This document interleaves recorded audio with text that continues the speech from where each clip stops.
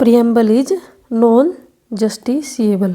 Non justiciable means क्या है, आप प्रियम्बल में जो भी चीज़ें मेंशन कर रखी हैं आप उनको एनफोर्स करवाने के लिए आप जुडिशरी नहीं जा सकते, कि जो भी है वो प्रियम्बल के अंदर वो क्या है, नॉन जस्टिसिएबल। नेक्स्ट चैप्टर है हमारा यूनियन एंड इट्स टेरिटरी।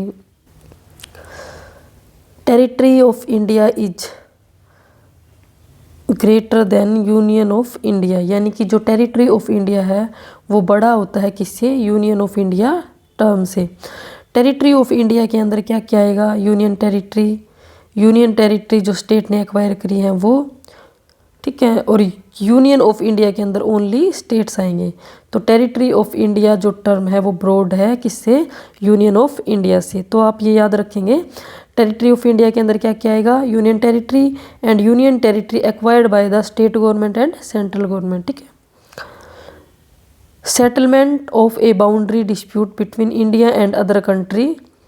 अगर कोई बाउंड्री डिस्प्यूट है इंडिया का किसी दूसरी कंट्री के साथ, तो उसमें उसको नोट रिक्वायर, उसको डिस्प्यूट को सेटल करने के लिए कॉन्स्टिट्यूशनल अमेंडमेंट की ज़रूरत नहीं होती, it is done by executive action. तो ये कुछ इम्पोर्टेंट पॉइंट्स हैं। Hyderabad by police action, Hyderabad को इंडिया के अंदर ऐड किया गया था, ज्वाइन किया गया था through forcefully police action. Junagadh को बाय रेफरेंडम, कश्मीर को इंस्ट्रूमेंट ऑफ एसेशन, ठीक है। अक्टूबर 1953 को क्या क्रिएट किया गया था, first linguistic state that is Andhra state. First linguistic state पूछेगा आपसे वो, तो क्या आप टिक मार्क करेंगे, आंध्रा स्टेट। ये कब क्रिएट किया गया था, October 1953। Fazl Ali commission, Fazl Ali commission ने रिजेक्ट किया वन लैंग्वेज वन स्टेट के आइडिया को। State reorganisation act 1956, state reorganisation act कब आया था, 1956 के अंदर। And 7th constitutional amendment act, तब क्या किए गए थे, 14 state, create 14 states. Article second, article first के अंदर क्या है, union and it's territory. Article 2 में क्या है, पावर ऑफ, आर्टिकल 2 के अंदर क्या है, दो बातें हैं, power to admit new state into union of India, power to admit new states into union of India के अंदर नए स्टेट को एडमिट करने की जो पावर है वो पार्लियामेंट के पास कहाँ से आती है, थ्रू आर्टिकल 2। इस्टब्लिश्ड न्यू स्टेट को इस्टब्लिश करने की पावर भी कहाँ से आती है, आर्टिकल 2। यानी आर्टिकल 2 के अंदर क्या है, दो बातें हैं, यूनियन ऑफ इंडिया के अंदर न्यू स्टेट एडमिट करने की और न्यू स्टेट्स इस्टब्लिश करने की। The states are part of union of India, ये हमने पहले देख लिया था। आर्टिकल 3 के अंदर क्या है, फॉर्मेशन या changes of existing states. Article 2 के अंदर तो जो नया स्टेट बनेगा वो आएगा, आर्टिकल 3 के अंदर जो एग्जिस्टिंग स्टेट्स है उसके अंदर कोई चेंज करनी है वो आएंगे, रीएडजस्टमेंट करना है वो आएगा, बाउंड्री चेंज करनी है वो आएगी, एरिया चेंज करना है वो आएगा, और स्टेट का नेम चेंज करना है तो वो भी किसके थ्रू करेंगे हम, आर्टिकल 3 के थ्रू। आर्टिकल 3 के अंदर कुछ भी हमें अमेंडमेंट करना है, कुछ भी करना है आर्टिकल 3 के थ्रू, तो हमें क्या करना पड़ेगा, प्रायर रिकमेंडेशन ऑफ प्रेसिडेंट की हमें प्रायर रिकमेंडेशन लेनी पड़ेगी, ठीक है। हमारे पास जब सेवंथ कॉन्स्टिट्यूशनल अमेंडमेंट एक्ट हुआ था 1956 के अंदर, जिसको बोलते हैं स्टेट रीऑर्गेनाइजेशन एक्ट। इसके तहत 14 स्टेट्स क्रिएट किए गए थे। तो जो 15 जो हमारा स्टेट बना था वो बना था गुजरात। ये कब बना था, 1960 के अंदर, ठीक है। ये आपसे एग्जामिनर क्रोनोलॉजी पूछ लेता है कई बार, तो आप इसको थोड़ा सा ध्यान रखेंगे। गुजरात क्या है, 15th state 1960, Nagaland 16 1963, Haryana 17th state 1966, Himachal Pradesh 18 71 1971, Manipur, Tripura और मेघालय ये बने थे 1972 के अंदर, 1920 एंड 21। सिक्किम बना था 1975 के अंदर, ये था 22वां स्टेट। मिजोरम है आपका, ये है 23वां, अरुणाचल प्रदेश 24वां और गोवा 25वां। ये बने थे आपके 3 स्टेट 1987 के अंदर। फिर 3 और बने थे, छत्तीसगढ़, उत्तराखंड एंड झारखंड, ये बने थे आपके 2000 के अंदर। लास्ट वन इज तेलंगाना, ये बना था 2014 के अंदर। तो हमारे पास कितने स्टेट हैं अभी फ़िलहाल? हमारे पास है 29 स्टेट्स, ठीक है। तो ये आप इनको एक बार याद रखेंगे। नेक्स्ट चैप्टर है हमारा अमेंडमेंट ऑफ द कॉन्स्टिट्यूशन। इस चैप्टर से आपके पास 1 या 2 क्वेश्चन आपको देखने को मिलेगा ही मिलेगा आपके एग्जाम में। तो इस चैप्टर को आप अच्छे से करेंगे, ध्यान से देखेंगे। Amendment of the constitution, constitution में हम जो अमेंडमेंट करते हैं उसकी क्या प्रोसीजर रहेगी? तो सबसे पहले देखिए, जो अमेंडमेंट है ना, वो कहाँ मेंशन कर रखी है? वो आपकी आर्टिकल 368 के अंदर आपको अमेंडमेंट के बारे में आर्टिकल, कॉन्स्टिट्यूशन के आर्टिकल 368 के अंदर मेंशन कर रखा है। पार्ट कौन सा? 20, constituent power of parliament. Parliament के पास जो अमेंडमेंट करने की जो पावर है वो कहाँ से आती है? आर्टिकल 368 पार्ट 20 से। बेसिक स्ट्रक्चर को आप अमेंड नहीं कर सकते, ठीक है। कुछ भी अमेंड कर सकती है पार्लियामेंट हमारे कॉन्स्टिट्यूशन में, बट जो बेसिक स्ट्रक्चर है उसमें आप कुछ भी अमेंडमेंट नहीं कर सकते। बेसिक स्ट्रक्चर कौन सा है ये आपको कैसे पता चलेगा? ये कोई प्री डिफाइन नहीं है। जो बेसिक स्ट्रक्चर की डेफिनेशन है वो टाइम टू टाइम डिफाइन करेंगी, ठीक है। जैसे फंडामेंटल राइट हो गया, डीपीएसपी है, ये इन्होंने बेसिक स्ट्रक्चर के अंदर इंक्लूड किया है। इंट्रोड्यूस बिल, जो अमेंडमेंट बिल है, अमेंडमेंट करने का जो बिल है वो पार्लियामेंट के किसी भी हाउस में इंट्रोड्यूस कर सकते हैं। आपको एग्जामिनर स्टेटमेंट बना के देगा, parliament can introduce amendment bill only in Lok Sabha. तो ये स्टेटमेंट आपकी क्या हो जाएगी? Wrong. That bill is introduced in either house of parliament, not in state legislature. State legislature के अंदर आप इंट्रोड्यूस नहीं कर सकते अमेंडमेंट बिल को। आप कहाँ पे अमेंडमेंट करें, इंट्रोड्यूस कर सकते हैं? पार्लियामेंट के किसी भी हाउस में। तो आप ये ध्यान रखिएगा। इसको कौन इंट्रोड्यूस करेगा? या तो मिनिस्टर या फिर प्राइवेट मेंबर, कोई भी इंट्रोड्यूस कर सकता है। मिनिस्टर कौन होते हैं? जो कौन होते हैं पार्लियामेंट के मेंबर। प्राइवेट मेंबर कौन होते हैं? पार्लियामेंट के वो मेंबर जो मिनिस्टर नहीं हैं, वो सारे क्या है आपके प्राइवेट मेंबर। जो अमेंडमेंट बिल है इसको इंट्रोड्यूस करने के लिए प्रेसिडेंट की प्रायर परमिशन की ज़रूरत नहीं होती है, ठीक है। Not require prior permission of president, must be passed in each house by special majority and separately. ये जो अमेंडमेंट बिल है ये पार्लियामेंट के दोनों हाउस से स्पेशल मेजोरिटी से पास होगा और सेपरेटली अलग अलग। ये लोकसभा है आपका, ये राज्यसभा, इसमें भी स्पेशल मेजोरिटी से पास होगा, इसमें भी स्पेशल मेजोरिटी से पास होगा। जॉइंट सीटिंग का प्रोविज़न अमेंडमेंट के लिए नहीं है, अमेंडमेंट बिल के लिए जॉइंट सीटिंग का प्रोसीजर नहीं है। फेडरल बिल के लिए क्या है? सिंपल मेजोरिटी होगी दोनों हाउस से। और जो हाफ स्टेट लेजिस्लेचर, जो जिस स्टेट्स में लेजिस्लेचर है उनमें से हाफ स्टेट की क्या चाहिएगी? कंसेंट चाहिएगी। प्रेसिडेंट को एसेंट देना ही पड़ेगा, president must give assent. President neither withhold nor return, president ना तो बिल को अपने पास रख सकता ना ही रिटर्न कर सकता। ऑब्लिगेशन है, ये कहाँ से आया था? Must give assent 24th constitutional amendment act of 1971। Constitutional amendment bill passed by Lok Sabha and rejected by Rajya Sabha. अगर कॉन्स्टिट्यूशनल अमेंडमेंट बिल लोकसभा ने पास कर दिया, राज्यसभा ने रिजेक्ट कर दिया, तो क्या होगा? बिल क्या हो जाएगा? ड्रॉप हो जाएगा।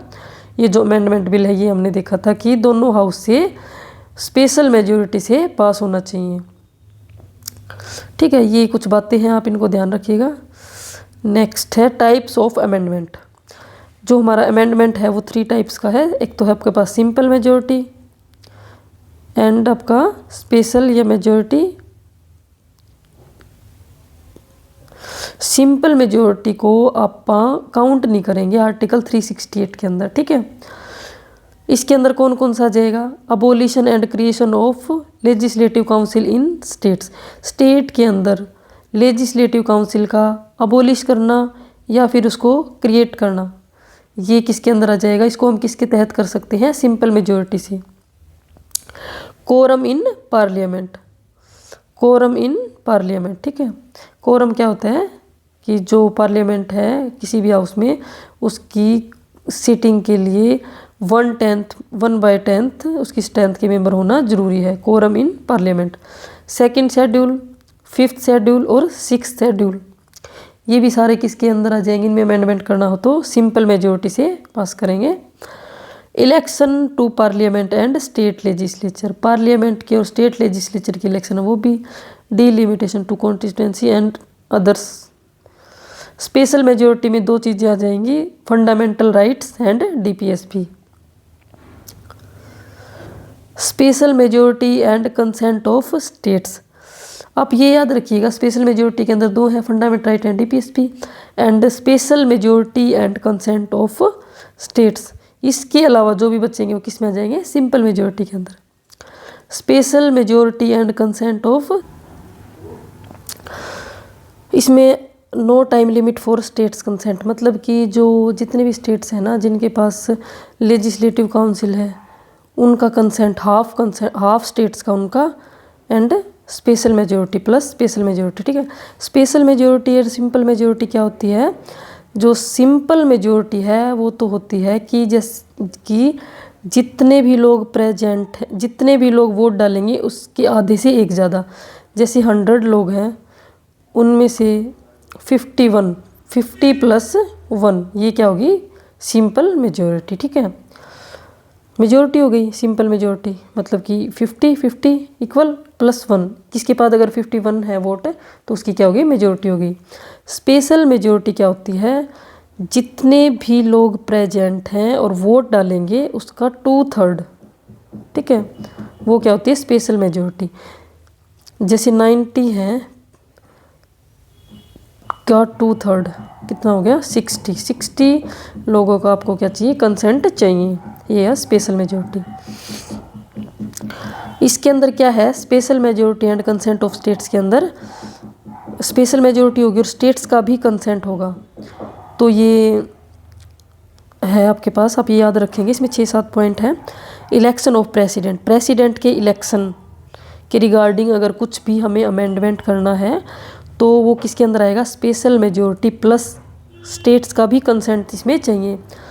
Election of president first, then extent of executive power of union and state, states और यूनियन के अंदर जो एग्जीक्यूटिव पावर का जो एक्सटेंड करना है उसके अंदर कुछ अमेंडमेंट करना है तो वो भी इसके अंदर आएगा। पावर का डिस्ट्रीब्यूशन, लेजिस्लेटिव पावर का डिस्ट्रीब्यूशन करना है सेंट्रल और स्टेट के अंदर, वो भी इसके अंदर आएगा। सुप्रीम कोर्ट और हाई कोर्ट में कुछ अमेंडमेंट करना है। जीएसटी के अंदर कुछ अमेंडमेंट करना है। 7th शेड्यूल के अंदर आपकी क्या थी? Division of power, union list, state list and concurrent list, इन सब के अंदर अगर कुछ चेंज करना है तो। Representation of states in parliament, parliament के अंदर स्टेट्स का रिप्रेजेंटेशन, उसके अंदर कुछ अमेंडमेंट करना है तो वो आपका किसके अंदर आ जाएगा? Special majority plus consent of states, इसके अंदर आ जाएगा आपका 1st and 4th schedule. Power of parliament to amend the constitution, parliament के पास जो पावर है कॉन्स्टिट्यूशन को अमेंड करने की, उसके अंदर अगर कुछ भी चेंज करना है तो वो भी इसके अंदर आ जाएगा। आर्टिकल 368, ये आर्टिकल है 368 इटसेल्फ, ठीक है। तो कितनी चीज़ें हैं?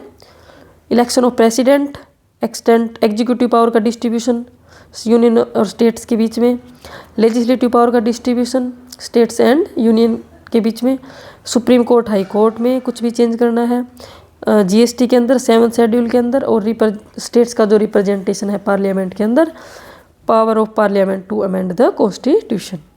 तो ये था आपका chapter amendment of the constitution. ये चैप्टर आपका बहुत ज़्यादा इम्पोर्टेंट चैप्टर है। अगर कुछ भी आपको कोई डाउट है तो आप कमेंट बॉक्स में कमेंट कीजिएगा। नेक्स्ट चैप्टर हम करेंगे फंडामेंटल राइट। फंडामेंटल राइट का जो चैप्टर है, ये भी चैप्टर आपका वेरी इंपॉर्टेंट चैप्टर है। देखिए, जो भी हम चैप्टर्स कर रहे हैं पॉलिटी के, वो आपके इम्पोर्टेंट टॉपिक्स हैं। हमने प्रायोरिटाइज किया है आपके सिलेबस को, आपके चैप्टर्स को। जो भी टॉपिक, जो भी चैप्टर आपके इम्पोर्टेंट है, जिसमें हर साल यूपीएससी क्वेश्चन पूछता है, एचसीएस क्वेश्चन पूछता है, वही चैप्टर्स को हम प्रायोरिटाइज करेंगे, उन्हीं चैप्टर्स पे हम ज़्यादा फोकस करेंगे, ठीक है। और जो चैप्टर बचेंगे, अगर हमारे पास टाइम बचेगा तो हम उनको भी कवर कर लेंगे। नेक्स्ट इम्पोर्टेंट चैप्टर हमारा फंडामेंटल राइट।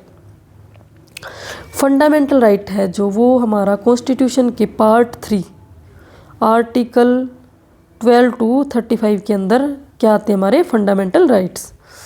फंडामेंटल राइट्स को क्या बोला गया है? Magna carta of India. जो हमारे फंडामेंटल राइट्स हैं वो क्या हैं?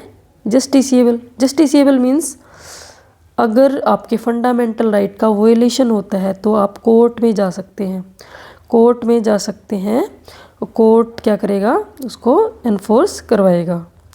Promote political democracy. Fundamental rights क्या करता है? किसको प्रमोट करता है? आपकी जो पॉलिटिकल डेमोक्रेसी है उसको प्रमोट करता है। Prevent establishment of authoritarian and despotic rule of country. जो ये किसको प्रिवेंट करेगा? हमारी कंट्री के अंदर किसी एक बंदे की अथॉरिटी ना हो, यानी कि तानाशाही ना करे, तानाशाही रूल ना हो हमारी कंट्री के अंदर। फंडामेंटल राइट्स ये क्या करेंगे? उसको रोकेंगे। Establishment government of laws and not of man. Establish, fundamental right क्या बताते हैं? जो हमारी गवर्नमेंट है वो लॉज की गवर्नमेंट है, ना कि नॉट ऑफ मैन, ना कि आदमियों की, लोगों की गवर्नमेंट है, ठीक है। फीचर्स ऑफ, अच्छा, fundamental rights are, fundamental rights को फंडामेंटल राइट क्यों बोला है? Fundamental rights are named so because they are guaranteed and protected by constitution. Fundamental right को फंडामेंटल राइट इसलिए बोला है क्योंकि इनकी गारंटी, और इनको कौन प्रोटेक्ट कर रहा है? Constitution. Right to property deleted from fundamental rights. Right to property हमारा एक राइट था, उसको डिलीट कर दिया गया है किसके through? Article 44th amendment act 1978। And इसको क्या बना दिया गया? राइट टू प्रॉपर्टी अब क्या है हमारे पास? लीगल राइट है अंडर आर्टिकल 300A। ये आपसे क्वेश्चन अगर पूछ लेगा, जो आपका राइट टू प्रॉपर्टी है ये आपका क्या है? Fundamental right, legal right, constitutional right, क्या है आपका? Right to property. तो आपका जो राइट टू प्रॉपर्टी है वो आपका क्या है? Legal right under article 300A। Features देखते हैं फंडामेंटल राइट्स के। जो फंडामेंटल राइट्स है नॉट एब्सोल्यूट, ये आपका एब्सोल्यूट नहीं है, बट क्या है? Qualified. Impose reasonable restrictions by state, ये नहीं है कि आपको फंडामेंटल राइट ये दे दिया तो आप कुछ भी करेंगे, नहीं, उसका कुछ रीजनेबल। एब्सोल्यूट मीन्स जैसे कि कुछ भी आपके ऊपर कंप्लीटली, एब्सोल्यूट मीन्स कंप्लीट, कि आपके पास जैसे क्या है, जैसे आप ले लीजिए आपके पास राइट टू इक्वेलिटी है, ठीक है। ये नहीं है कि आपके ऊपर कोई रेस्ट्रिक्शन नहीं है, राइट टू इक्वेलिटी है, बट आपके ऊपर क्या है? रीजनेबल रेस्ट्रिक्शंस भी इम्पोज कर रखे हैं स्टेट ने, ठीक है। All of them against arbitrary action of state, जितने भी फंडामेंटल राइट हैं वो सारे के सारे स्टेट का जो भी आर्बिट्रेरी एक्शन है उसके अगेंस्ट हैं। सम अगेंस्ट प्राइवेट इंडिविजुअल, मतलब कोई भी गवर्नमेंट है वो अपनी मनमानी नहीं कर सकती। अगर आपके पास इसीलिए तो फंडामेंटल राइट आए हैं, आपको पता होगा, आपको सबको आपके जो फंडामेंटल राइट है वो पता होना चाहिए कि ये हमारा फंडामेंटल राइट है, इसका कोई भी गवर्नमेंट क्या नहीं कर सकती? हनन नहीं कर सकती। सम अगेंस्ट प्राइवेट इंडिविजुअल्स। कुछ एक फंडामेंटल राइट्स हैं जो प्राइवेट इंडिविजुअल्स के अगेंस्ट हैं, जैसे कि आर्टिकल 17 राइट अगेंस्ट अनटचेबिलिटी। ठीक है, ये कुछ प्राइवेट इंडिविजुअल्स के अगेंस्ट भी है कि कोई भी प्राइवेट इंडिविजुअल्स आपके फंडामेंटल राइट्स का वोलेशन नहीं कर सकता। Next, some fundamental rights are negative, some fundamental rights are positive. Defended and guaranteed by supreme court. जो आपके फंडामेंटल राइट्स हैं उनको डिफेंड करेगा और कौन गारंटी देगा उसकी? Supreme court. मीन्स अगर आपके फंडामेंटल राइट का वोलेशन होता है तो आप कहाँ जा सकते हैं? डायरेक्ट सुप्रीम कोर्ट के अंदर। नोट सैक्रोसैंक्ट और परमानेंट। कोई भी फंडामेंटल राइट आपका सैक्रोसैंक्ट और परमानेंट नहीं है। Parliament can curtail them. Parliament उनको करटेल कर सकती है। कब कर सकती है? इन सिचुएशन ऑफ इमरजेंसी। ठीक है, इमरजेंसी में आपके फंडामेंटल राइट को पार्लियामेंट गवर्नमेंट करटेल कर सकती है। कुछ एक फंडामेंटल राइट है उनका गवर्नमेंट करटेल नहीं कर सकती in the case of emergency, उनको हम आगे डिस्कस करेंगे। Suspended during emergency except article 20 and 21। ये आ गया ना। आर्टिकल 20 एंड 21 को गवर्नमेंट इमरजेंसी के टाइम भी सस्पेंड नहीं कर सकती। आर्टिकल 19 सस्पेंड होएगा कब? ओनली व्हेन वॉर और एक्सटर्नल एग्रेशन। अगर कोई वॉर है किसी कंट्री के साथ या फिर इंटरनल या फिर आउटसाइड और एक्सटर्नल एग्रेशन है तब आपका आर्टिकल 19 सस्पेंड हो जाएगा। Fundamental rights are abrogated by parliament on armed forces paramilitary extra article 33 के अंदर। Fundamental rights are restricted when martial law imposed. जब भी मार्शियल लॉ इम्पोज होगा तो फंडामेंटल राइट्स क्या हो जाएंगे? आपके रेस्ट्रिक्टेड यानी कि सस्पेंड कर दिए जाएंगे through article 34। Some are directly enforceable यानी कि self executory and few of fundamental rights and few of them can be enforced on basis of law only made by parliament. ये एक बात बोली गई है under article 35 to maintain uniformity. ठीक है, तो हम सबसे पहले देखते हैं हमारे जो फंडामेंटल राइट्स हैं वो हैं आर्टिकल 12 टू आर्टिकल 35 तक। तो फर्स्ट हमारा जो आर्टिकल है आर्टिकल 12, उसके अंदर क्या बोला गया है कि स्टेट की डेफिनेशन के बारे में बताया गया है। स्टेट की डेफिनेशन, स्टेट के अंदर क्या क्या इंक्लूड है? Government and parliament of India, executive and legislative organ. ठीक है, government and legislature of state, government and parliament of India, government and legislature of state, all local authorities that is parliament, that is municipalities, panchayat, district board, etc. all other authorities, statutory and non-statutory bodies, that is LIC, ONGC, SAIL extra. ये सारे के सारे किसके अंदर आ जाएंगे? State के अंदर। अगर इन सब में से किसी ने भी कोई लॉ बनाया वो आप लॉ आपके fundamental, if you violate your fundamental right then you go to the supreme court. तो स्टेट की डेफिनेशन में इन्होंने डिफाइन किया है अगर इंडिया की गवर्नमेंट या फिर पार्लियामेंट, स्टेट की गवर्नमेंट या फिर स्टेट लेजिस्लेचर, कोई भी लोकल अथॉरिटीज़, कोई भी पंचायत बॉडी, म्यूनिसिपैलिटी, कोई भी डिस्ट्रिक्ट बोर्ड ऐसा कोई लॉ नहीं बना सकता जिससे आपके फंडामेंटल राइट का क्या हो? हनन हो। ठीक है, और आप क्या बात याद रखेंगे? Action of state agencies challenge in court if violating fundamental rights. ठीक है, according to supreme court even a private body working as an instrument of state falls within state definition. Supreme court ने बोला है अगर कोई private body है, अगर वो वर्क कर रही है as an instrument of state then falls within definition of state. Article next है हमारा आर्टिकल 13। आर्टिकल 13 के अंदर क्या है? All laws that are inconsistent with fundamental rights are void and invalid. अगर कोई भी ऐसा लॉ बनाया जिससे फंडामेंटल राइट का वॉयलेशन हुआ तो उस लॉ को क्या कर दिया जाएगा? वॉइड, नल एंड वॉइड या फिर इनवैलिड उसको करार दिया जाएगा।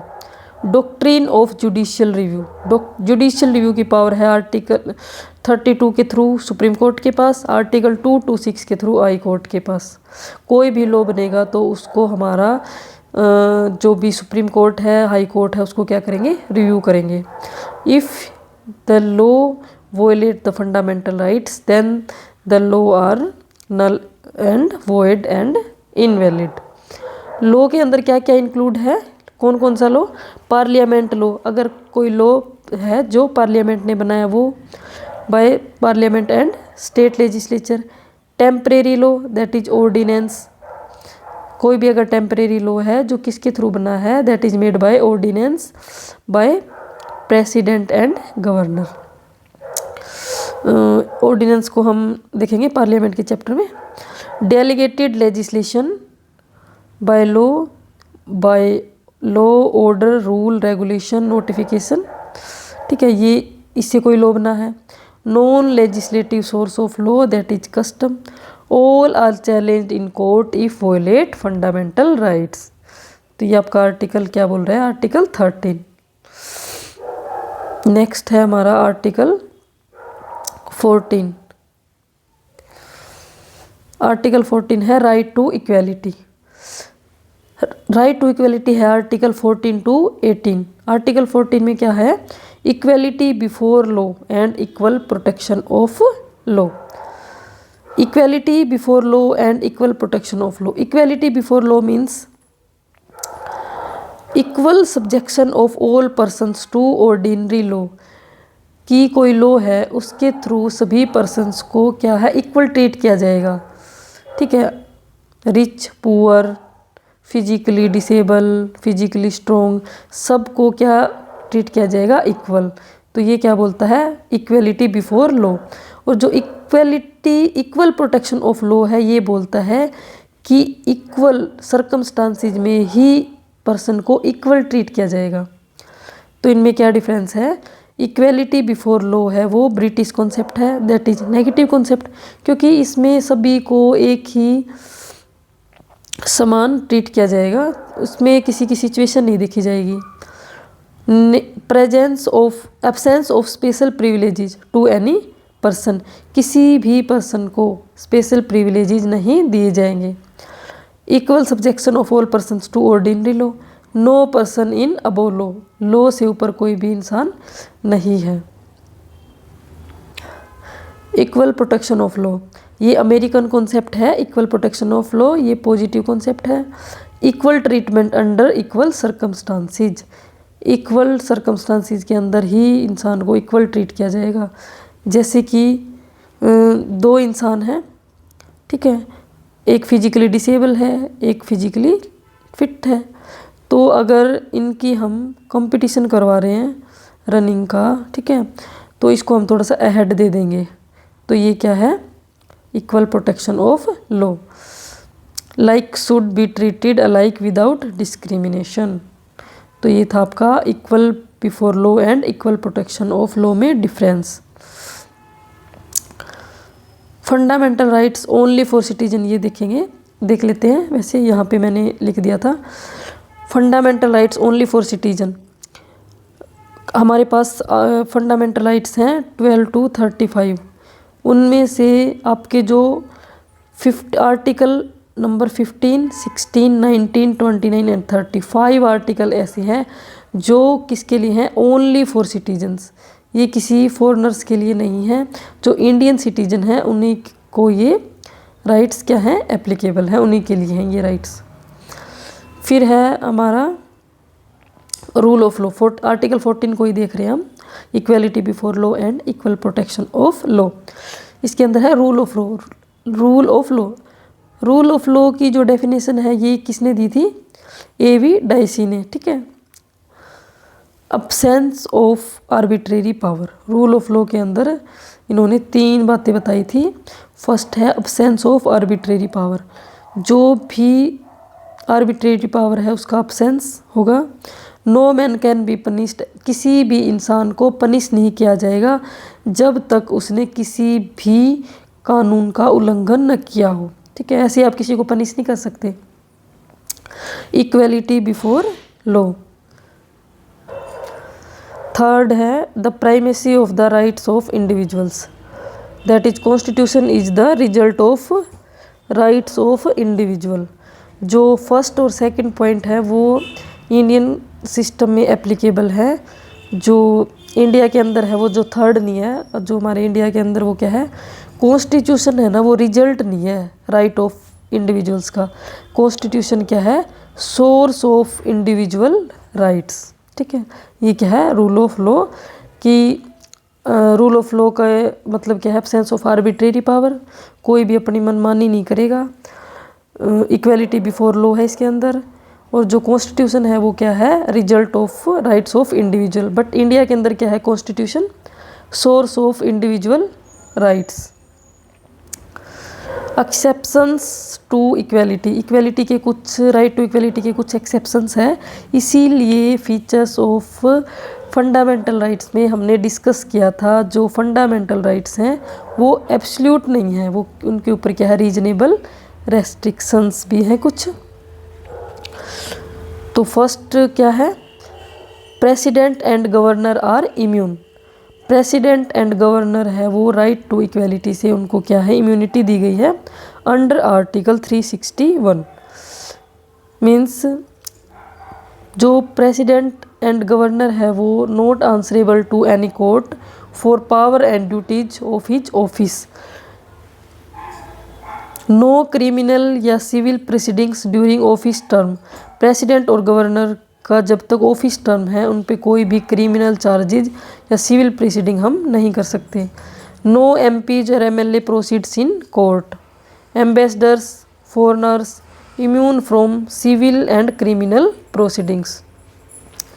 UNO and its agencies enjoy diplomatic immunity. तो ये हैं कुछ राइट टू इक्वेलिटी की कुछ एक्सेप्शंस। नेक्स्ट है हमारा आर्टिकल 15। आर्टिकल 15 में क्या बताया गया है, prohibition of discrimination only on religion, race, caste, sex और प्लेस ऑफ बर्थ। कि आप डिस्क्रिमिनेट नहीं कर सकते, किसके बेसिस पे, रिलीजन के बेसिस पे, रेस के बेसिस पे, कास्ट के बेसिस पे, सेक्स के बेसिस पे और प्लेस ऑफ बर्थ के बेसिस पे। इसका एक ट्रिक है RRCSP, religion, race, caste, sex और place of birth.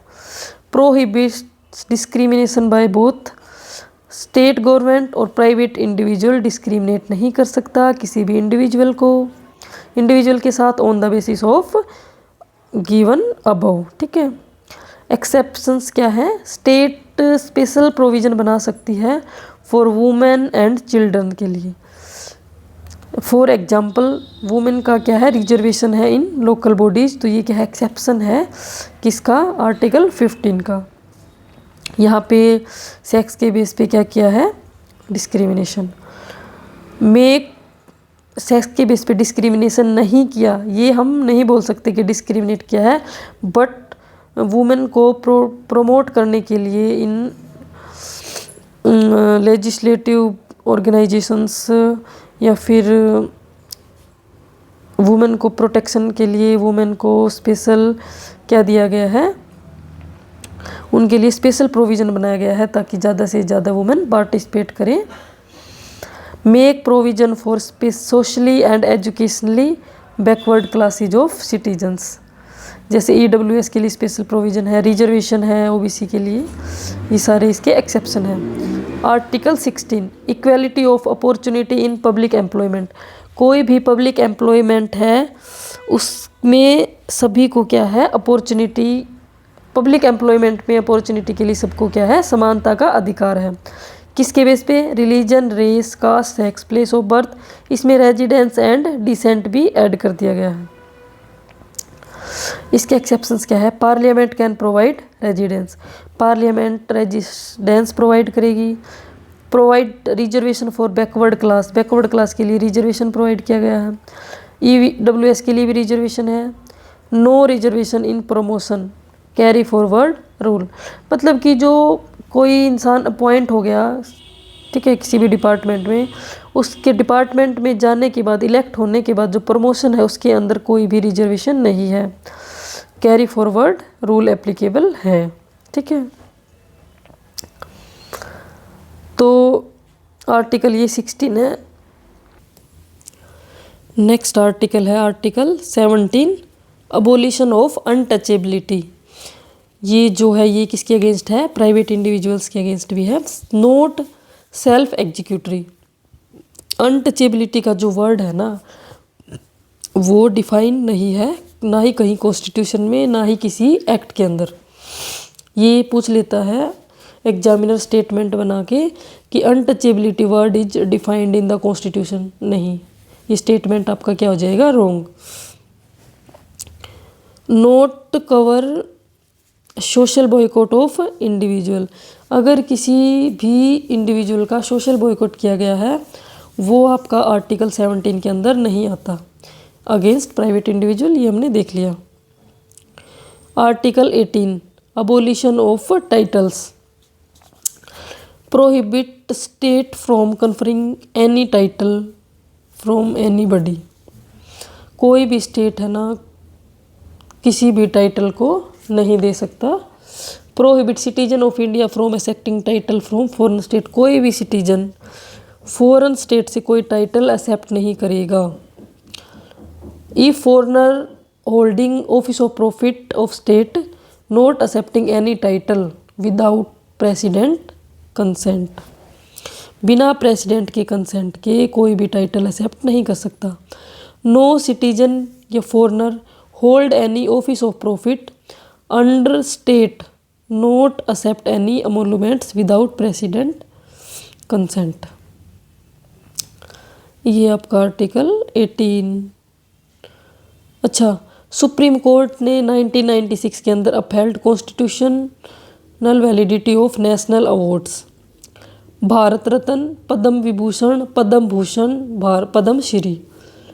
These 3 included in not included in titles. ये जो है ना भारत रत्न, पद्म विभूषण, पद्म भूषण, पद्म श्री, जो ये नेशनल अवार्ड्स हैं, इनको आर्टिकल 18 के जो टाइटल्स हैं उसके अंदर इंक्लूड नहीं किया गया है। प्रोहिबिट ओनली जो हेरिडेटरी टाइटल हैं उनको ही क्या किया गया है? रेस्ट्रिक्ट यानी प्रोहिबिट किया गया है। पद्म अवार्ड्स कमेटी के जो हेड है वो कौन होगा? आपका cabinet secretary.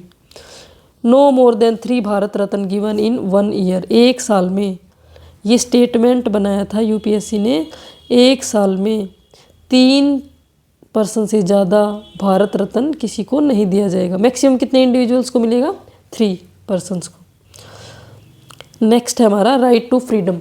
Right to freedom जो है वो है आर्टिकल 19 to 22। तो देखते हैं आर्टिकल 19 क्या है? Protection of 6 rights. आर्टिकल 19 में 6 राइट्स को प्रोटेक्ट किया गया है। वो कौन कौन से हैं? फर्स्ट है right to freedom of speech and expression, कि आपके पास फ्रीडम है, आप स्पीच दे सकते हैं और अपने आप को एक्सप्रेस कर सकते हैं। ये हमारा क्या है? First right under article 19। Second one is peaceful assembly without arms. आप कोई भी असेंबली असेंबल कर सकते हैं विदाउट आर्म्स के। आप कोई भी वेपन अपने साथ नहीं रख सकते। थर्ड है form association and cooperative societies. आप कोई भी एसोसिएशन बना सकते हैं, कोऑपरेटिव सोसाइटी बना सकते हैं। ये आपका क्या है? Right to freedom. Move freely throughout the territory of India. Indian territory के अंदर आप फ्रीली कहीं भी मूव कर सकते हैं। With in the territory of India, ये कहाँ पर है? Under article 19। अगर आपसे पूछे move freely outside the territory of India तो वो आ जाएगा अंडर आर्टिकल 21 के अंदर। ठीक है, वो हम देखेंगे under article 21। Reside and settle in any part of the country. आप इंडियन टेरिटरी में यानी कहीं हमारी कंट्री के अंदर किसी भी पार्ट में रह सकते हैं। प्रैक्टिस एनी प्रोफेशन और बिजनेस। आप किसी भी प्रोफेशन या बिजनेस को प्रैक्टिस कर सकते हैं। आपके पास उसके लिए आप एलिजिबल होने चाहिए। जैसे कि अगर आप प्रैक्टिस करते हैं कौन सा प्रोफेशन? डॉक्टर प्रोफेशन को, तो आप के पास एलिजिबिलिटी की, उसका जो डिग्री है, डिप्लोमा है, वो आपके पास होना चाहिए। नेक्स्ट है article 20, protection in respect of conviction for offences. Protection in respect of conviction for offences, ठीक है, ये आपके पास है under article no ex post facto law only in criminal not civil and tax law. मतलब कि अगर किसी ने क्राइम किया था, आज क्राइम किया है, ठीक है, तो उसकी जो भी आज क्राइम किया है उसने, अगर आज से 3 साल के बाद अगर कोई ऐसा लॉ बन गया कि उस क्राइम के लिए उसको सज़ा मिलेगी, ठीक है, आज 2 साल है, अगर 3 साल बाद उसी क्राइम की अगर उसकी पनिशमेंट है जो भी है वो 5 साल हो गई, तो वो एप्लीकेबल नहीं है। आज जो क्राइम किया है उसकी जो भी सज़ा है वो ही मिलेगी।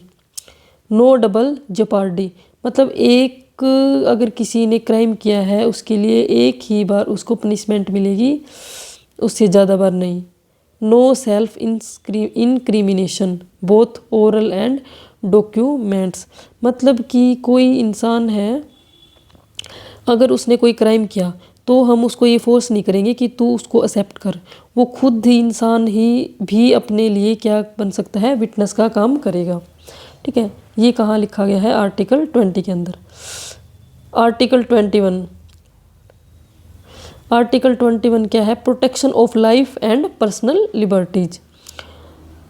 Protection of life and personal liberties, procedure established by law, ये कहाँ पर मेंशन है, article 21। Procedure established by law means जो भी लॉ बन गया उसके ऊपर अब कुछ नहीं है, उसी लॉ को फॉलो करेंगे, उस लॉ को हम क्वेश्चन नहीं करेंगे, ठीक है, क्यों कैसे ये नहीं करेंगे, इसी को क्या बोलते हैं, procedure established by law. USA में क्या है, ड्यू प्रोसेस ऑफ लॉ, वहाँ पे जो प्रोसेस है लॉ की वो क्या है वो क्या है, रीजनेबल है, उसमें किसी की भी राइट का कोई वायलेशन नहीं होगा, उनकी जो प्रोसेस है वो क्या है, बहुत ही मतलब सारा कुछ प्रोसेस पे ही काम होएगा उनके,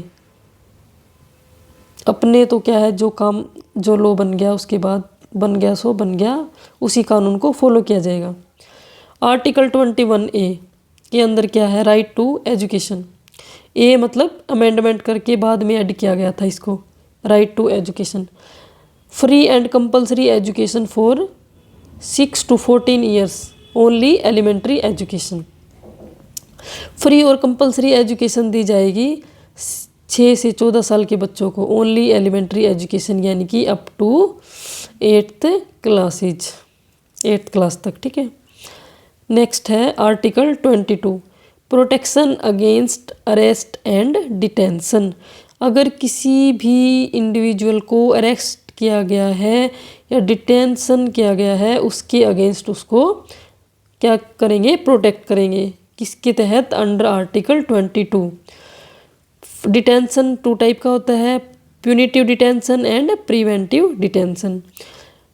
प्रिवेंटिव डिटेंशन यानी कि क्राइम करने से पहले ही उसको बंदी बना लिया जाए, ठीक है।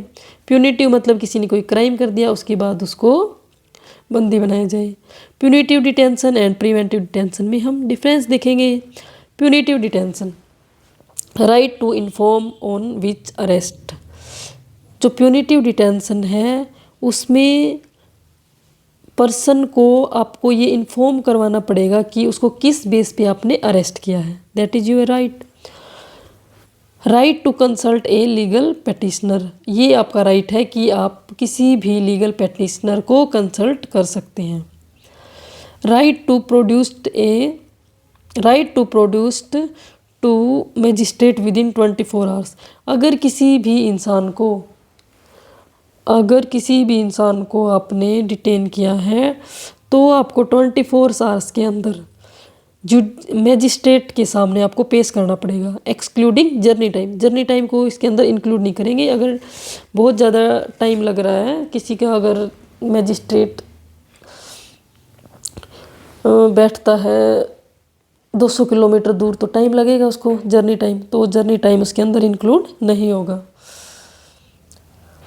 After Menaka Gandhi versus case adopt due process of law, ठीक है।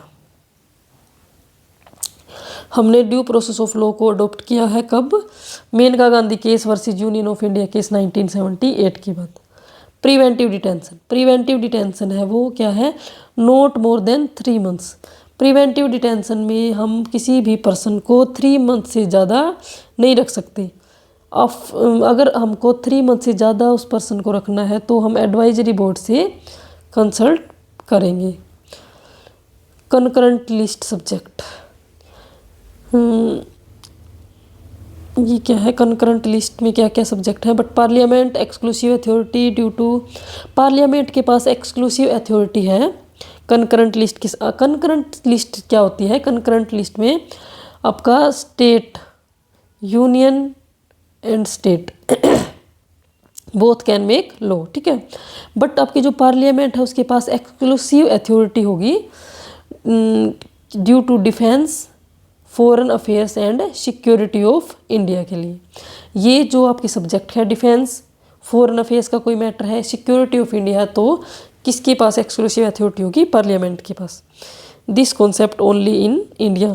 जो आपका प्रिवेंटिव डिटेंशन का कॉन्सेप्ट है ये आपका सिर्फ और सिर्फ इंडिया के अंदर है, और किसी कंट्री में ये आपका नहीं है। नेक्स्ट है हमारा राइट अगेंस्ट एक्सप्लॉयटेशन।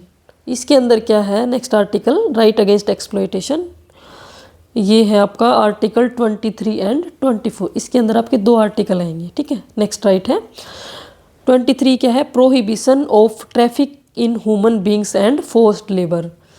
जो भी आपकी ह्यूमन बींग्स की और फोर्स्ड लेबर की जो ट्रैफिकिंग होती है उसको प्रोहिबिट करने के लिए आपके पास कहाँ पे क्या मेंशन है? Under article 23 against state and private individual. ये जो आपका आर्टिकल है 23 ये किसके अगेंस्ट है? ये स्टेट के अगेंस्ट भी है और आपका प्राइवेट इंडिविजुअल, बोथ दोनों के अगेंस्ट है। कोई भी स्टेट या फिर प्राइवेट इंडिविजुअल ह्यूमन बींग्स की ट्रैफिकिंग नहीं कर सकता, ठीक है। ट्रैफिकिंग का मतलब क्या होता है? Buying and selling of human beings. Article 24 prohibition of employment of children in factories, note prohibit any harmful work. की 14 ईयर्स से जो कम के जो बच्चे हैं वो किसी भी हजार्डियस फैक्ट्री के अंदर कोई काम नहीं करेंगे एज ए लेबर, ठीक है। जो हार्मलेस वर्क है वो तो काम कर सकते हैं, जैसे छोटे बच्चे होते हैं, किसी की शॉप है पर्सनल, वहाँ पे बैठ जाते हैं, शाम को काम करते हैं, तो that is okay. Next article है हमारा right to freedom of religion. Right to freedom of religion, इसके अंदर आपके हैं आर्टिकल 25, 6, 7, 8, 9, ठीक है। 25, 6, 7 और 8 4 आर्टिकल हैं। आर्टिकल 25 के अंदर क्या बोला गया है? Freedom of conscience, free profession, practice and propaganda of religion. कि किसी भी इंडिविजुअल के पास क्या है? राइट है कि अपने रिलीजन को प्रोफेस कर सकता है, प्रैक्टिस कर सकता है एंड प्रोपेगेट कर सकता है। 26 के अंदर क्या है? अपने रिलीजियस अफेयर्स को मैनेज करने की उसके पास क्या है? फ्रीडम है। Under article 27 freedom from taxation for promotion of a religion. आप अगर किसी भी रिलीजन का प्रमोट करेंगे तो उसका आपको कोई टैक्स नहीं लगेगा, टैक्स पे नहीं करना पड़ेगा। Freedom from taxation for promotion of a religion. Article 28 no religious instruction provided in educational institution. अगर कोई भी इंस्टीट्यूशन है, एजुकेशनल इंस्टीट्यूशन, वो wholly maintained by state funds, then वहाँ पर कोई रिलीजियस इंस्ट्रक्शंस आप प्रोवाइड नहीं कर सकते।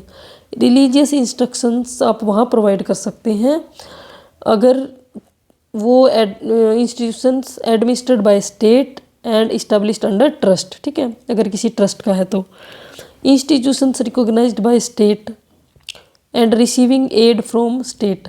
अगर स्टेट से अगर आपको कोई बेनिफिट्स मिल रहे हैं तो religious institutions are voluntary, religious instructions are on voluntary basis. ये वॉलेंट्री हो जाता है कि करें या ना करें।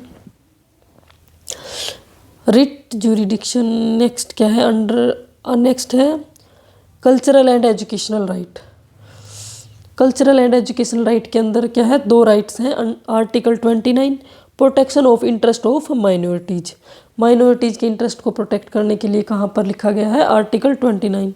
Right to conserve distinct language script और कल्चर। जो भी माइनॉरिटीज हैं उसकी लैंग्वेज स्क्रिप्ट और कल्चर को आप क्या करेंगे, कंजर्व करेंगे।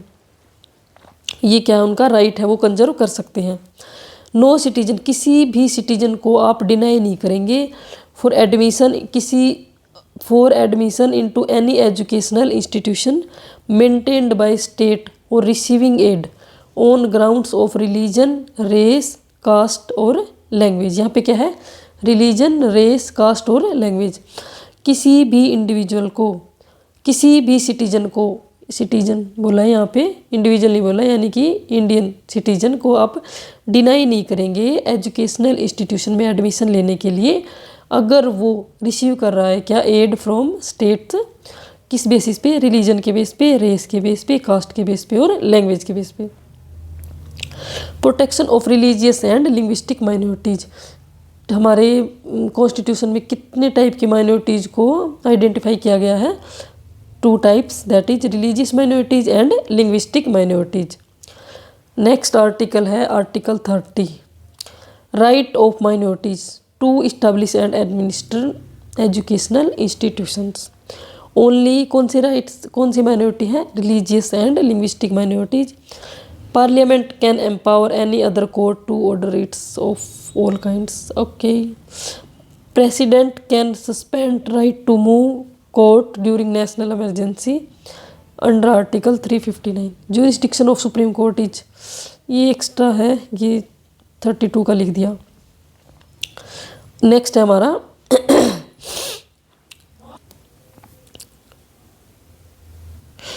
Parliament can empower any other court to order its of all kinds. अच्छा, पार्लियामेंट के पास पावर है कि वो किसी भी कोर्ट को एम्पावर कर सकता है to order writs of all kind, जितने भी टाइप के रिट्स हैं कि वो उनको इशू करे। ये किसके पास है पावर, पार्लियामेंट के पास। President can suspend right to move court during a national emergency under article 359। Jurisdiction of supreme court is original but not exclusive regarding fundamental rights. जो सुप्रीम कोर्ट का ज्यूरिसडिक्शन है वो ओरिजिनल है, exclusive नहीं है। Original but not exclusive, sorry. Writ jurisdiction वो high court का है, उसका जो वो वाइडर है किससे, सुप्रीम कोर्ट के रिट ज्यूरिसडिक्शन से। रिट ज्यूरिसडिक्शन हाई कोर्ट का है अंडर आर्टिकल 226, सुप्रीम कोर्ट का अंडर आर्टिकल 32। क्योंकि fundamental rights and other purpose के लिए भी रिट ज्यूरिसडिक्शन की पावर है हाई कोर्ट के पास। सुप्रीम कोर्ट जो रिट इशू करता है वो only for fundamental rights. Territorial jurisdiction है ना, वो सुप्रीम कोर्ट का ज़्यादा है हाई कोर्ट से, और रिट ज्यूरिसडिक्शन है वो हाई कोर्ट का सुप्रीम कोर्ट से ब्रॉडर है, ठीक है, वाइडर। टेरिटोरियल यानी कि सुप्रीम कोर्ट की जो टेरिटोरियल बाउंड्री है वो ज़्यादा है ज्यूरिसडिक्शन की as compare to high court, ठीक है। आर्टिकल 32, आर्टिकल 32 है इम्पोर्टेंट। आर्टिकल 32 के अंदर क्या दे रखे हैं आपको, रिट्स दे रखे हैं। फर्स्ट है आपका हेबियस कॉर्पस। हेबियस कॉर्पस का मतलब क्या होता है, to have the body of. Has मतलब हेबियस कॉर्पस है, can be issued during national emergency. ये जो रिट है ना हेबियस कॉर्पस, इसको आप नेशनल इमरजेंसी के टाइम भी इशू कर सकते। To have the body of has detained a person. Habeas corpus में क्या है, अगर किसी पर्सन को डिटेन कर लिया गया है तो provide individual liberty against arbitrary detention, कि आपको अगर आपका क्या है, राइट है आपकी बॉडी पे, आप आपकी बॉडी को क्या कर सकते हैं, प्रोटेक्ट करेंगे in against A arbitrary detention issued against. Habeas corpus को हम इशू कर सकते हैं पब्लिक अथॉरिटी के अगेंस्ट और एक प्राइवेट इंडिविजुअल्स के अगेंस्ट। अगर आपको किसी पब्लिक अथॉरिटी ने डिटेन किया है आर्बिट्रेरी या फिर प्राइवेट इंडिविजुअल ने, तो आप क्या इशू कर सकते हैं? तो कौन सी रिट इशू करेगी supreme court? Habeas corpus. Note issued कब इशू नहीं कर सकते? इफ़ डिटेंशन इज लॉफुल, अगर जो डिटेन किया है आपको वो लॉफुल है। Proceeding is for contempt of legislature और कोर्ट, अगर कंटेम्प्ट की प्रोसीजर किसी कोर्ट या लेजिस्लेचर में चल रही है तब। Detention is outside the jurisdiction of court, तब हम इशू नहीं कर सकते क्या? Habeas corpus. सेकंड है mandamus. Mandamus means we command, इसमें इस रिट में क्या करेंगे? कमांड करेगा। Mandamus is issued by court to a public officials for asking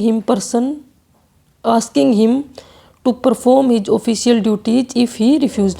अगर आप किसी पब्लिक ऑफिस में हैं, अगर आप कोई ड्यूटी कर रहे हैं, अगर आपने उस ड्यूटी को परफॉर्म करने से आपने मना कर दिया, तब आप पे कौन सी रिट लागू होगी? मैंडमस।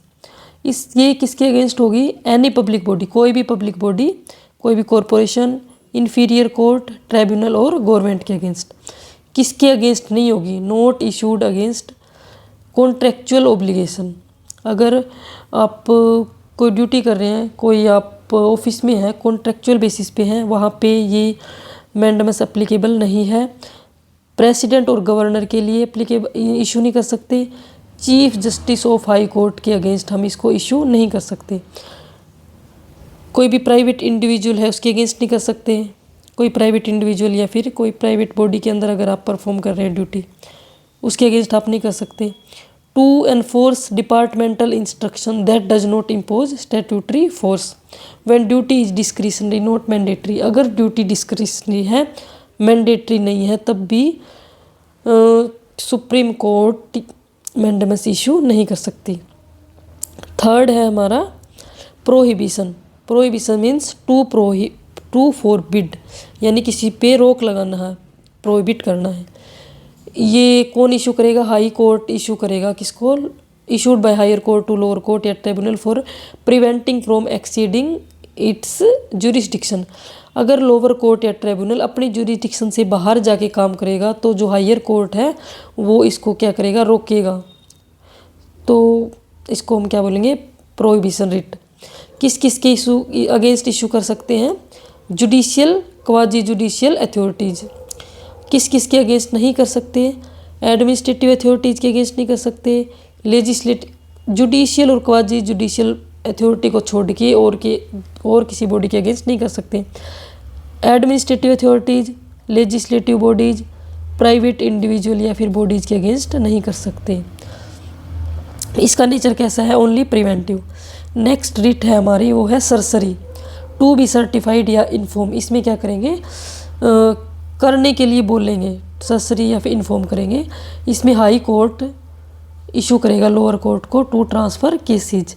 अगर हाई कोर्ट के पास केसेज ज़्यादा हैं, अगर हाई कोर्ट को लगता है कि ये केस लोअर कोर्ट को ट्रांसफ़र कर दे, तो वो क्या करेगा? उनको ट्रांसफ़र कर देगा। ये क्या है? Both preventive as well as curative. इसकी किस किस के अगेंस्ट इशू कर सकते हैं इस रिट को? Judicial body, quasi judicial body and administrative authority. और जो प्रोहिबिशन है वो किसके against? Judicial and quasi judicial. लेकिन ये judicial, quasi judicial and administrative authority किसके अगेंस्ट इशू नहीं कर सकते? प्राइवेट इंडिविजुअल के अगेंस्ट नहीं कर सकते और लेजिस्लेटिव बॉडी के अगेंस्ट भी नहीं कर सकते। ये है हमारी रिट। लास्ट है हमारी क्वा वारंटो। को warranto means by what authority या वारंट। अगर आप किसी भी पब्लिक ऑफिस के अंदर काम कर रहे हैं बट आपके पास वो एलिजिबिलिटी नहीं है, तो कोर्ट आपसे पूछ सकती है कि आपके पास क्या अथॉरिटी है, क्या वारंट है, आप बताइए। Issued by court to inquiry into legality of claim of person to a public office. अगर आप काम कर रहे हैं किसी भी पब्लिक ऑफिस में, गवर्नमेंट जॉब पे हैं, जैसे कि आप टीचर हैं बट आपके पास टीचर की क्वालिफिकेशन नहीं है, आपने बीएड नहीं कर रखा है, स्टेट क्वालिफाई नहीं है, तो आप वहाँ पे काम नहीं कर सकते। तो कोर्ट आपको क्या करेगा? आपके अगेंस्ट क्या इशू करेगा? क्वा warranto. Issued only if public office of permanent character. Created by A state और कॉन्स्टिट्यूशन। ये कब इशू कर सकते हैं? जब पब्लिक ऑफिस कैसा हो, परमानेंट कैरेक्टर का हो और किसके द्वारा बनाया गया है, स्टेट या फिर कॉन्स्टिट्यूशन के। कोई भी प्राइवेट स्कूल है, प्राइवेट इंस्टीट्यूशन बॉडी, वहाँ पे ये रिट लागू नहीं होगी। नोट इशूड अगेंस्ट मिनिस्ट्रियल या फिर प्राइवेट ऑफिस। मिनिस्ट्रियल ऑफिस है, वहाँ पे आप इशू नहीं करवा सकते या फिर सुप्रीम कोर्ट इशू नहीं करेगी। Can be sought by any interested person, not necessarily by aggrieved person but other writs are not. ये जो रिट है इक्विवेलेंटो की, इसके ये नहीं कंपलसरी नहीं है कि जो एग्रीड पर्सन है वही इस रिट को डालेगा। कोई भी पर्सन, अदर पर्सन जो इंटरेस्टेड है वो इसके अगेंस्ट क्या कर सकता है, जा सकता है। बट जो अदर रिट्स हैं, हेबियस कॉर्पस, मैंडेमस, सरसरी, प्रोहिबिशन, उनको कौन करेगा, एग्रीड पर्सन ही जाएगा। ठीक है, तो ये थे हमारे आर्टिकल 32 रिट्स। फिर हमारा मार्शियल लॉ, नेशनल इमरजेंसी और मार्शियल लॉ में डिफरेंस है। अच्छा ठीक है, कुछ राइट है जो हमारे पार्ट 3 के अलावा भी हैं, राइट्स आउटसाइड पार्ट 3, उनको हम क्या बोलेंगे, कॉन्स्टिट्यूशनल राइट और नॉन फंडामेंटल राइट्स। ये आपके हैं 3 राइट है। No tax shall be levied, कोई भी टैक्स लेवाई नहीं कर सकते except by authority of law. ये कहाँ लिख रखी है, article 265 part 12। No person shall be deprived of his property save by authority of law under article 300A part 12। Trade, commerce and intercourse free throughout the country. कोई भी trade आप कर रहे हैं, कॉमर्स, इंटरकोर्स, वो पूरी country में क्या करेंगे, आप फ्री कर रहे हैं, intercourse free throughout the country. यह article 301 part 13। If these 3 article violate then आप डायरेक्टली सुप्रीम कोर्ट नहीं जा सकते, क्योंकि ये आपके फंडामेंटल राइट्स नहीं है। अगर आपके फंडामेंटल राइट्स का वोलेशन होता है then you directly go to the supreme court. तो आप कहाँ जा सकते हैं, ऑर्डिनरी लॉ के थ्रू डायरेक्ट आप हाई कोर्ट जा सकते हैं, but not going to supreme court. Martial law and national emergency में क्या डिफरेंस है? Martial law affected by fundamental, martial law से क्या अफेक्ट होंगे, अफेक्ट करेंगे फंडामेंटल राइट को। नेशनल इमरजेंसी से क्या अफेक्ट होगा, एक तो फंडामेंटल राइट्स और एक सेंटर और स्टेट के जो रिलेशन है वो। Suspend the government and ordinary law courts. Martial law में गवर्नमेंट और ऑर्डिनरी लॉ को क्या हो जाएगी, सस्पेंड हो जाएगी। नेशनल इमरजेंसी में गवर्नमेंट और ऑर्डिनरी लॉ क्या रहेगी, continue. For restore break down of law and order. Martial law कब किसके लिए अप्लाई किया जाता है, जो भी लॉ एंड ऑर्डर का जो क्या हो गया, वोलेशन हो गया, ब्रेक डाउन हो गया। और जो नेशनल इमरजेंसी है on the basis of 3 ground, war, external aggression and armed rebellion. जो मार्शियल लॉ है वो किसी भी specific, in specific area of a country, और जो नेशनल इमरजेंसी है वो पूरी होल कंट्री, पूरी कंट्री पे या फिर किसी कंट्री के किसी भी पार्ट पे लग सकती है। No specific provision in constitution. Martial law के बारे में कोई स्पेसिफिक प्रोविजन नहीं है, और नेशनल इमरजेंसी का हमारे कॉन्स्टिट्यूशन में एक स्पेसिफिक प्रोविज़न है। तो ये हमारा था चैप्टर फंडामेंटल राइट्स। ये चैप्टर आपका बहुत इंपॉर्टेंट है, तो ये सारे आर्टिकल्स आप याद कीजिएगा, ठीक है। नेक्स्ट हम करेंगे DPSP, directive principle of state policy and fundamental duties. Okay, take care, bye bye.